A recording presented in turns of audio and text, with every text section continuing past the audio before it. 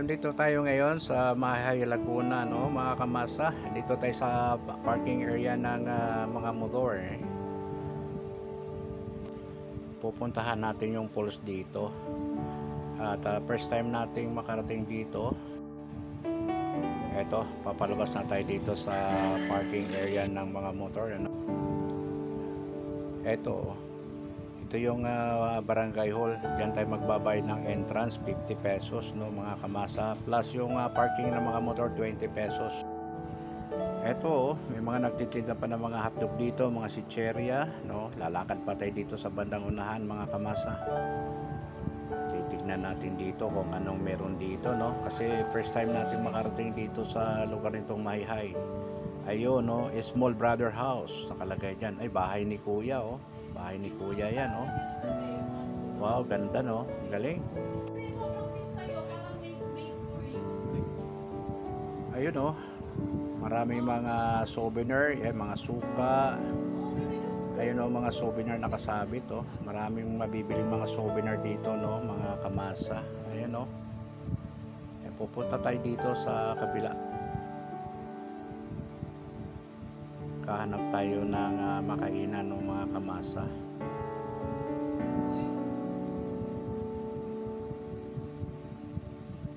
Ito, mga palamig.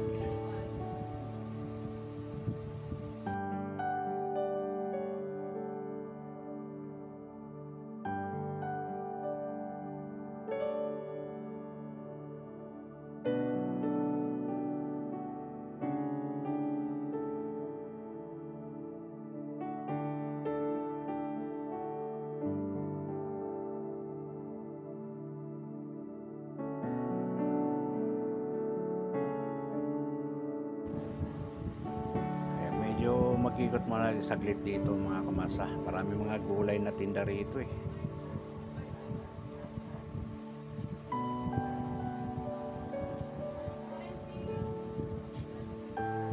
Ayan, mga pichay, mga ampalaya, kamatis. Wala pa tayong nakitang karinderya. Ayan, pang snack na paninda lang ito.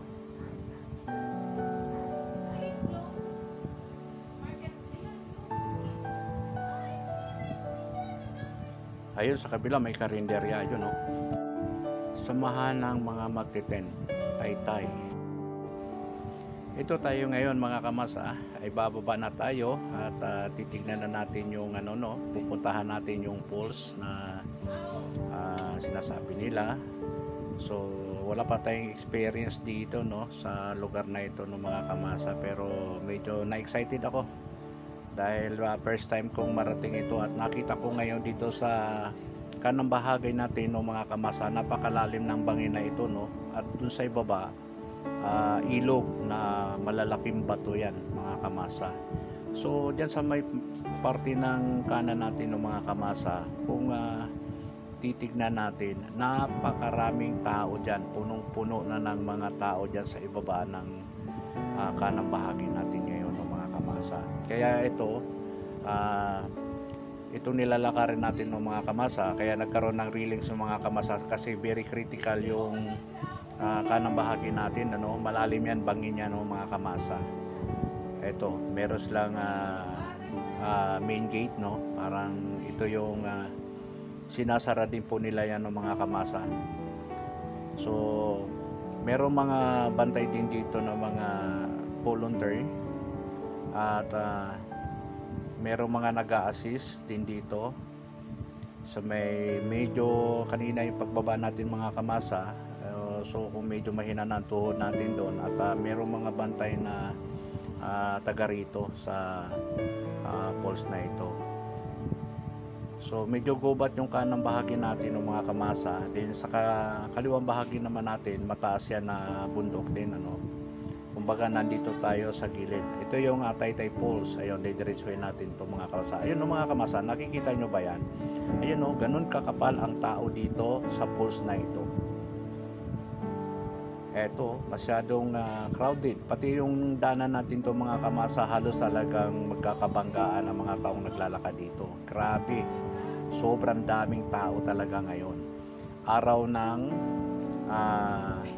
Wednesday, May 1, no, mga kamasa. Sobrang daming tao. O, ayun, oh. O, tingnan niyo mga kamasa, oh. Ayan, oh. Kanya-kanyang dala ng baon dito, no, mga kamasa.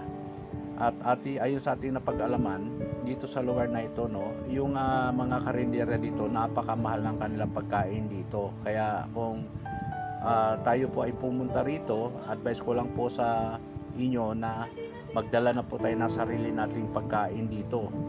Kadalasan po nakikita natin dito ang mga pumupunta rito, lahat sila, pamilya, may mga dala po silang mga pagkain. Ayun, oh, mga kamasa, tunghayan nyo yung ibabang yan. O, itong nilalakaran natin ngayon ng mga kamasa, grabe, very crowded ang tao rito. Sobrang dami. Talagang nagugulat ako sa falls na pinuntahan natin ngayon dito. Ayun ang falls, oh. Andyan ang kakapalan ng tao. Ayun, titigan nyo pong mabuti yung nasa paligid ng ating falls na sa harapan natin ngayon.